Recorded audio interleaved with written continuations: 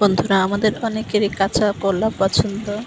তো কাঁচকলা ভর্তা সত্যি অনেক মজাদার। অনেকে ভাতের ভিতরে দিয়ে ভর্তা করতে চায় না, এতে ভাত কালো হয়ে যায়। তো আমি যেটা করি, আলাদা করে সিদ্ধ করে নিই, ছোট ছোট পিস করে কেটে সুন্দর করে ধুয়ে আলাদা করে সিদ্ধ করে নিয়েছি।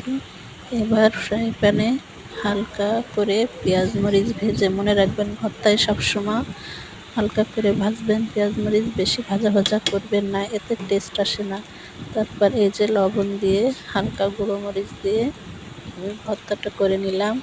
এতে আপনার খেতেও সুন্দর লাগবে, ভাতও নষ্ট হবে না।